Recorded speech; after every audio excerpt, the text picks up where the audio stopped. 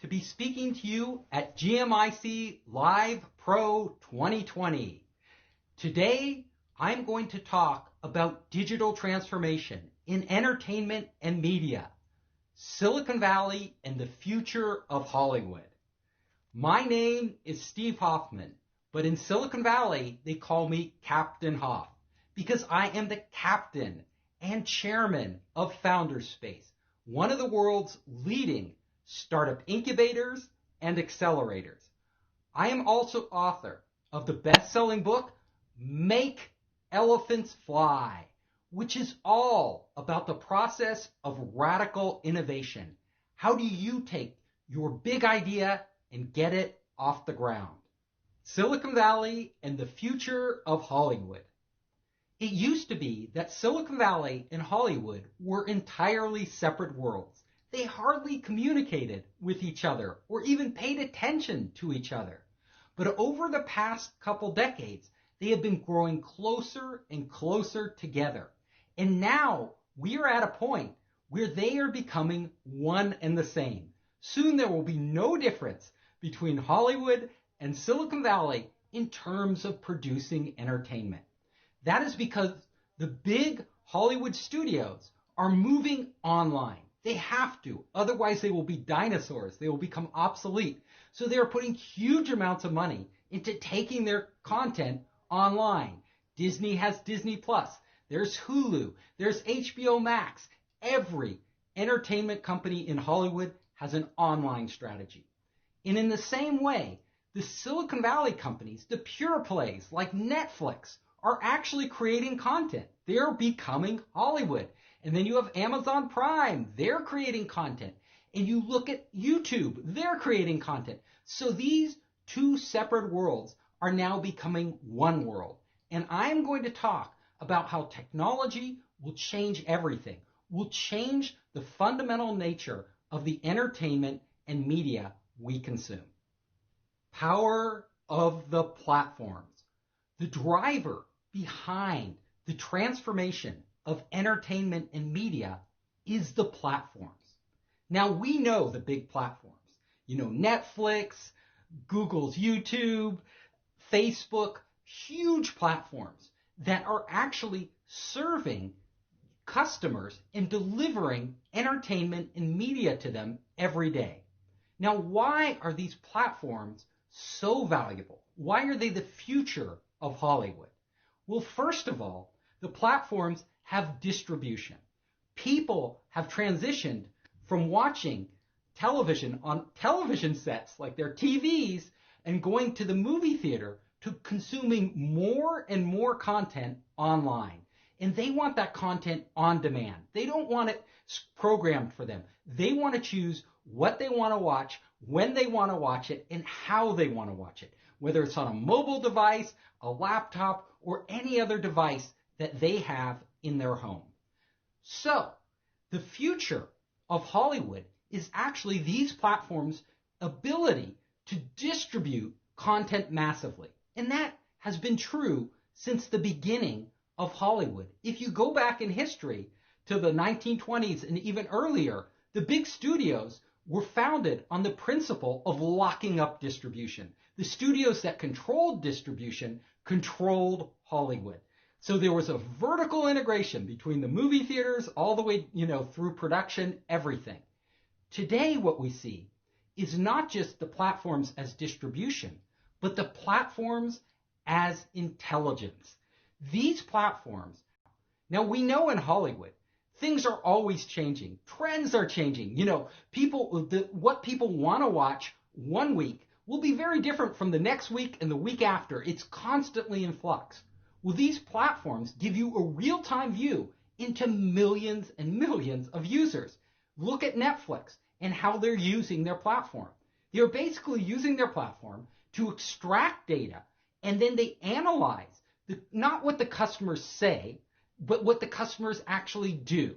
And this is a big difference between the new model and the old model. In the old model, they would do focus group tests and things like that to try to figure out, well, what would people like this movie or this television pilot? In the new model, they just look at all the other similar things that they are watching, their engagement, how long they spend watching it, do they share it, all these things, and then they figure out what they should make next. Now, Netflix is producing its own content, so it's going to Hollywood creatives and saying, come to Netflix, come and make content for us. But what they're doing is, instead of just taking random ideas, they are saying, we need content in this area. This is what our audience wants to watch. Can you make something that will please them based on the data we are getting? That is the future of entertainment. That is why these platforms will dominate moving forward. Artificial intelligence and other technologies. If we look at the future of Hollywood, we can see that it's fundamentally being driven by changes in technology. The big elephant of all of these is artificial intelligence. AI algorithms have enabled companies with these platforms to really understand what the users are thinking, what they want, and to actually change their behavior.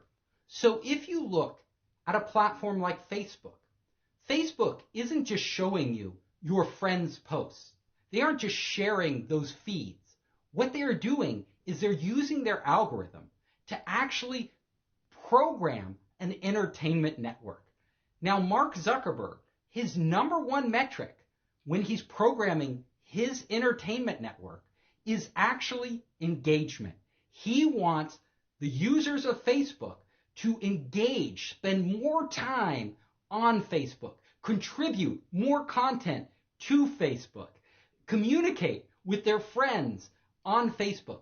All of these metrics define his entertainment platform. We think of Facebook as a communications platform, and yes, it is, but it is much more than that. It's a media entertainment platform which really wants you there all the time. They would love you there 24 hours a day if they could get you there, because the longer you stay and the more deeply you engage, the more data they gather and the more advertising revenue they gather. And that creates a virtuous circle. Netflix, all the other online platforms are also using algorithms, deep learning algorithms, to understand the behavior of their users and actually end up programming their networks in a new way. In the old way, the old Hollywood way, you would have a TV network and they would program it based on what they thought users, viewers would engage on. But in the new way, we can go much more granular in the data. We can specifically find out what users want, and we can customize it to the user's individual tastes. For example, when you go on Netflix and they make recommendations, they are making recommendations just for you, based on how you behave on their network. When you are on Facebook, looking at your feed of all the posts and media, that feed is different from everybody else's. It's their algorithm looking at your data and programming your feed in a way that will maximize your engagement. This fundamental change is the future direction that all media is moving. Predict behavior. Facebook has actually taken their algorithms now and run an experiment. So they have their users go online and they ask their users, which articles would you read? Which videos would you watch? And the users would tell them, oh, I would definitely watch that video. Oh, I would click on that article to read that. And then they went to their AI. And based on all that user's data, they asked the AI, what would this user do? Would they watch this video or this video? Who do you think was right most of the time? Was it the person? Did they know what they would do in the future? Or was it the AI? Well, honestly, you probably guessed it. The AI was right most of the time. This is amazing. The AI can know what we will do better than we know ourselves. Now, why is this? How could an AI know what you're about to do better than you know yourself? This is because we don't know ourselves that well. we tell ourselves stories about what we feel we should do, as opposed to what we actually do. So we might tell ourselves, oh, when that interesting article comes up about climate change, I'll read that article. But in actuality, when that funny cat video comes up, we're clicking on the cat video. The AI is not biased. It can look at what we actually do. We usually click on the cat video. We don't click on those interesting articles. So it gets the right answer, and what we get is the wrong answer. We get what we believe we should be doing, not what we actually do. If you extrapolate this idea and apply it to content, you will see that these networks, the more data they gather, the more users they have on them, and the more sophisticated their deep learning algorithms, the better they can predict what users will be watching, what they will be doing on their networks in the future. This ability allows them to program the content for the users and actually guide the users, manipulate them, change their behavior in ways that we are just figuring out. They will actually shape our media and our entertainment in the future. In other words, algorithms are going to be shaping the future of media. It won't be creative people in Hollywood. It won't be some studio executive. Instead, it is going to be algorithms and data that determine what we see, what we watch, and how we think and how we learn and the information we get, the media we get every single day. Analyze downloads and screenplays. Hollywood also has another tool that they are just beginning to use. In addition to launching platforms, they are also using services that can go out there and gather data for them and analyze the content before they produce it. One of the startups doing this is a company called Synalytics. And what they do is they go out and they monitor across the internet illegal downloads of content.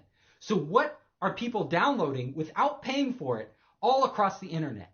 And then they gather this data in a huge database. And what they do is they use a deep learning algorithm to extrapolate and determine which type of content people want right now. It's very similar to what Netflix is doing in their platform, but they are using the whole internet and these illegal, publicly available download sources to tap into what people are doing and determine what they want. And then they are feeding this to network executives. So they will tell them, you have this movie, you're thinking of spending $100 million making this movie? Well, honestly, it's probably going to be a flop because that's not what people want right now. There's another startup called Scriptbook that actually looks at the screenplay. So a writer will spend a lot of time creating a screenplay, and Scriptbook will look at this with their deep learning algorithms and compare it to tens of thousands of other screenplays and find correlations between this screenplay that the writer wrote and all these other screenplays that were turned into movies and TV shows and how they did, how they performed. And then it will come up with what it says is the chance that this screenplay will actually become profitable and how profitable it will be. Now, these algorithms and this type of data, it's just beginning. We are just figuring this out. They claim that it has a very high accuracy. But honestly, does it have a high accuracy? There are problems with this method. The problems are that the data itself is biased. And that makes the AI biased. So, for example, if the data looks at all these past movies and all these screenplays, and it doesn't see anything with Filipino actors, then a Hollywood executive who gets handed a great screenplay starring Filipino actors in a Filipino community, the algorithm may tell it, no, don't produce that. That has never been successful. Why hasn't it been successful? Because it's never been made before, or because it's been made badly before. This creates a fundamental problem. What it's doing is it's using the biases built into this data to limit the content we're getting. So human beings have biases too. When a studio executive sees content, they have their own biases. So there's no way to get unbiased content. But the danger is that we will not see great artists, great directors like Fellini or Coppola, these masters, Stanley Kubrick, who actually created wonderful works of art. Those works of art that have become cinematic history may be excluded by some algorithm. Some algorithm may filter them out, saying this isn't going to be a big enough movie. Don't make it. For example, Apocalypse Now. Would have an algorithm approved that? Probably not. Citizen Kane, which is held up as the greatest movie of all time. Would have an algorithm said that we should make that movie? Well, if it was working, it would have said absolutely don't, because the movie was a flop when it was made. It's only retrospectively that we have come to appreciate that movie.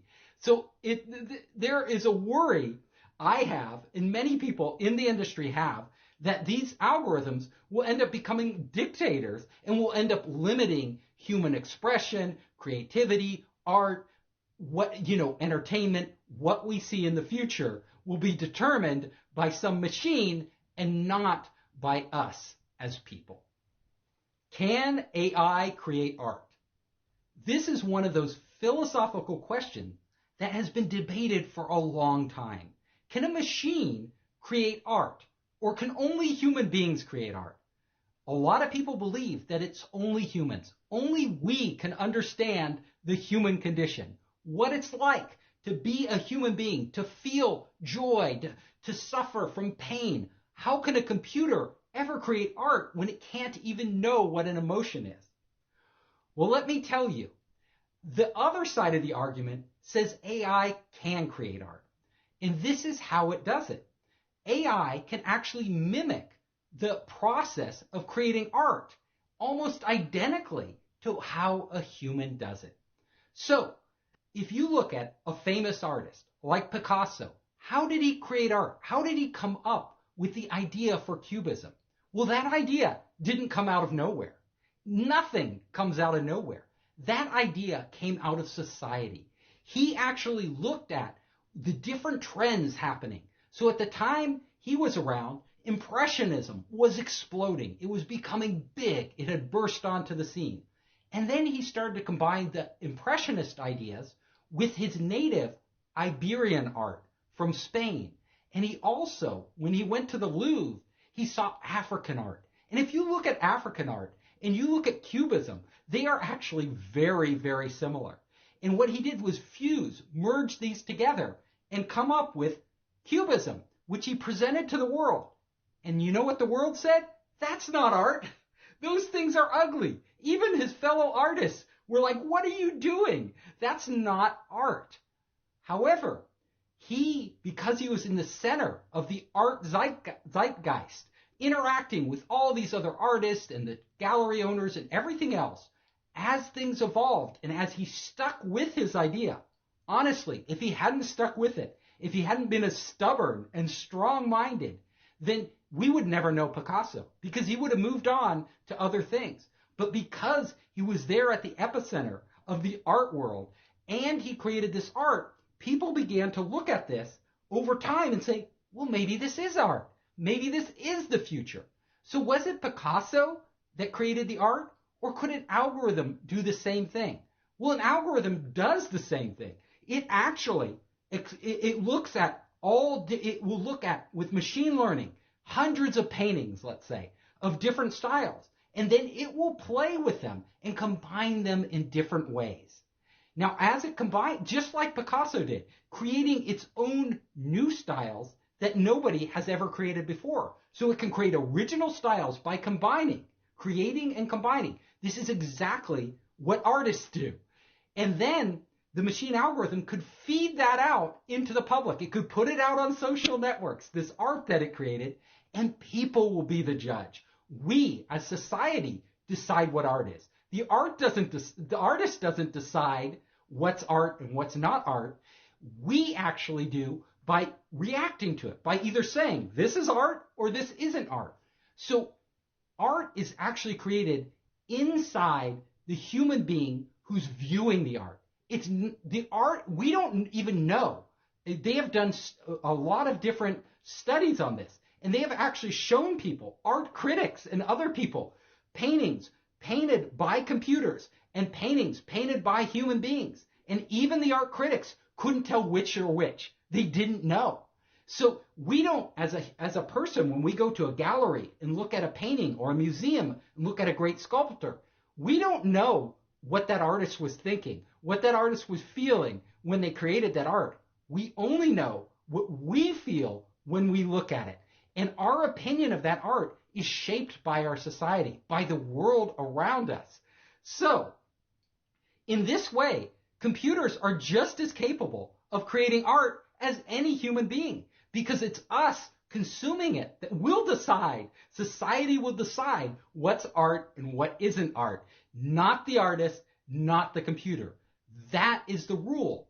So what we're going to see moving forward is computers creating art, entertainment, and media that we consume, and we are both the judges and the guinea pigs in the process.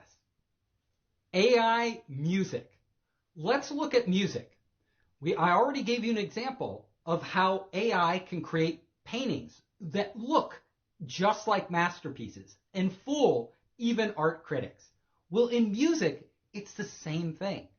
Music AI, they analyze millions of songs out there, and then they can recombine them in different ways and actually create music that we find very appealing. Now, Taryn Southern, she created an AI album. What is that? Basically, she sung the vocals, but she used AI instead of a band, instead of actual musicians, to compose the music. So she used all these different software programs, and there are dozens of these different software programs out there to actually start to generate AI music and fuse it together. Well, we are getting to a point now where an AI can create the music without even a human involved in the process, because AI can not only play or basically emulate any instrument out there, AI can also emulate the human voice. So AI is getting to the point right now where AI can produce vocals that we can't tell apart from human vocals. So there will come a point when there are entire albums, entire bands are AI driven. So the music, the world of music will fundamentally change. And why will this world change? People still we want to hear music created by people, but we may not know. So if you look at the music industry, like take a company like Spotify.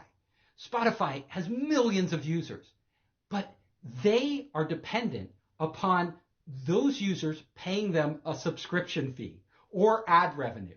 And the problem is that it's expensive to license this music. Royalties when licensing music are usually around 55%. That's a huge chunk of money. So if a company like Spotify can cut out the licensing music, basically get rid of human-made music and have their music generated by AI, they would be vastly more profitable. And I will tell you, they are working on this right now because it's such a gold mine for them. So they are acquiring AI companies that develop music applications. They are also, these online music distributors are also developing their own. In fact, Spotify went ahead and hired one of the foremost AI music developers in the world as part of its core team. Now, what they'll probably end up doing in the future, and what they're already experimenting with right now, is creating AI tracks, lots and lots of AI tracks. And they will create these tracks, and actually, when you start listening to music, you'll subscribe to one of their channels. You won't know if the song that comes up is some new band that you've never heard of, or by humans, or a new band you've never heard of by AI. And the interesting thing is that we will decide which music we listen to, and they will monitor it. They will start gathering data. So the beauty of AI is they could generate 1,000 versions of a single song. A musician would never do this. They wouldn't have time. But an AI can generate an infinite number of versions of a song and then just start putting them out there and seeing which ones people respond to. And the ones that people respond to, they actually go viral within the system and they become the hits. This mechanism for totally AI generated music will be a big part of music entertainment moving forward. And if you don't believe me, just look at the platforms out there. TikTok, which is huge right now. People need music to go over their videos. They are experimenting with AI generated music. YouTube, all these companies understand that lowering the cost and delivering music that people really like, that people really respond to, is critical. And if you take it a step further, you can see that the more music they put out there, the more data they gather, the better they are at analyzing trends. They can actually create music in real time. They can create music literally every day, new music based on what's happening, put it out there. Is it going viral? How can we tweak it? How can we get more engagement on this song? So there will come a point where we won't care. We won't care if our music, if our art, or if our entertainment is created by humans or AI. Now, this is cynical, right? You think, well, we would care. We care whether it's created by humans. We care now because we have been socially conditioned to think that the music should be created by humans. Paintings should be created by humans. Movies should be created by great directors. But in the future, economics will determine it. Because what people consume, naturally, people will consume the most interesting, most engaging, most fascinating content out there. And that's what they'll consume. And if that content happens to be generated by an AI, they won't care and they won't even notice because it will all be below the surface. Deep fakes. We're already seeing this trend out there right now. There's all these applications that exist today to create deep fakes, which are lifelike representations of human beings saying things with a voice that's computer generated but sounds exactly like their voice, with a face that's computer generated but looks exactly like them. This is where the technology is going, and the market will follow the technology because it'll open up a whole new world where we can create lifelike human beings that sound real, that look real, that say things that seem real, but they aren't real. They are just avatars. They don't exist at all. They are just they are entirely computer generated.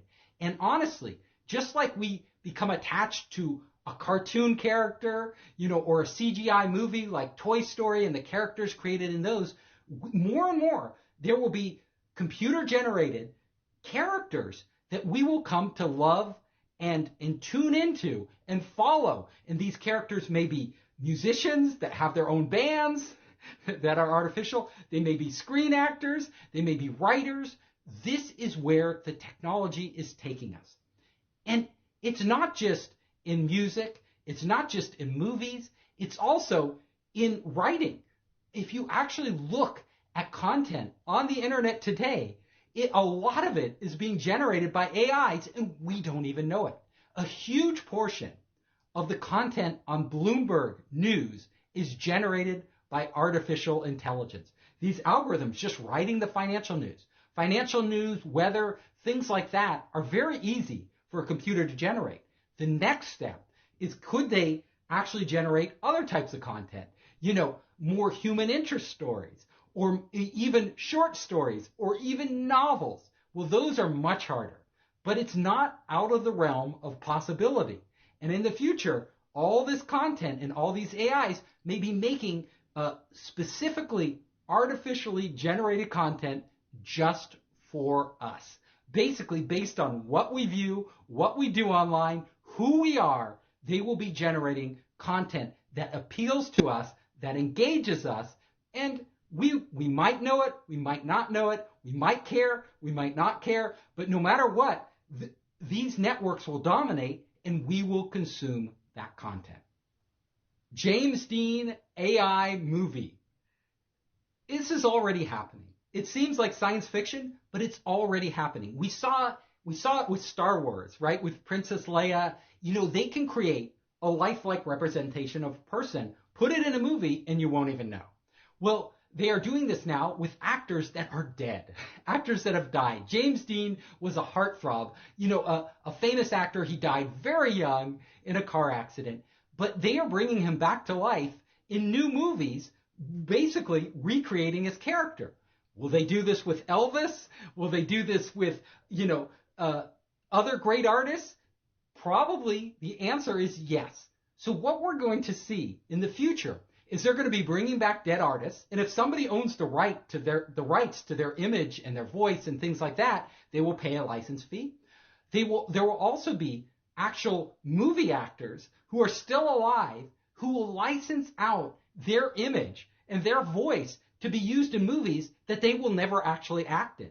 In fact, many of the future stars in movies won't be humans. They will be AI representations of human beings that really exist. And the human's job will be to be the human, to be on social media, to promote the movie, to promote the ideas, to be a character out there, to go on talk shows. That's what the human will do. Meanwhile, all this other content, they might not even show up on the movie set. It will just be made without them, making them much more efficient and making them much richer. This is why it will work. This is why people will do it. Imagine, I'm a big movie star, I'm Brad Pitt. I don't want to work too hard anymore. I already have a lot of money. But what if I could just license out my image to all these different people? They can make TV shows, they can make movies, they can do whatever they want. I can pick the projects, and I don't have to do any work. Would I do this? Probably. Would you do this? Probably, because you're going to make a lot more money. You could have 10 productions going on at once, and you don't have to show up for any of them. You could be on a beach. This will fundamentally change how Hollywood and the entertainment business functions. AI analyzes personality. So in the future, AI won't just create content for all of us. AI will create content just for me or just for you. And how will they do that? Well, AI is getting so powerful these days that it can actually just look at you and start to tell what type of person you are. For example, they have an AI algorithm now that can look at your eye movements, how your eyes move, whether you dart back and forth, whether you focus on something, how you move your eyes, and they can tell your personality. They can tell if you're a neurotic person, they can tell if you're a calm person, they can tell all these things about you just from looking at your eyes. So you think about it. If you are in front of a webcam and they're analyzing you, they can actually take that data and then they can start to create content that fits your personality, that fits who you are. So they won't just look at your behavior, what you do online. They'll actually look at you and start to make content or make recommendations just for you. Never too scary. There's another thing we can do with technology, and that is gather biometric data. So if we take an example of a horror movie, some people love horror movies that are bloody, that have buckets of blood coming, just really gory. Other people like me don't like that. We might watch a horror movie, but we don't want too much blood. We don't want it too scary. We want it toned down, or otherwise we won't even watch it. So what an AI can do is actually an AI could take data from you and actually tailor the movie just to your liking, almost in real time. Think about it. We have a lot of data. We have smartwatches that we're wearing, wearables like Fitbit that we're wearing that can gather detailed information on what we're internally feeling. We can measure our heart rate. So if it's a scary movie and our heart rate starts to go up, it would know that. It could measure perspiration levels. Are we, are we sweating during this movie? Even micro perspiration, that we might not even notice, and actually use that data to customize the content for us. So there's a company called Red Meat Games, and they created this zombie game, and they're actually doing that right now. This isn't something of the future. People are experimenting with this. Startups are experimenting with this right now. The more data we give people, the more we'll be able to customize the content for those people. And if you take this a step further, they are developing brain-computer interfaces. Interfaces right now that can read our brainwaves. They have them. They're not even that expensive. You go to EEG, and you can actually get an EEG device on Amazon or any other online store for a couple $100s.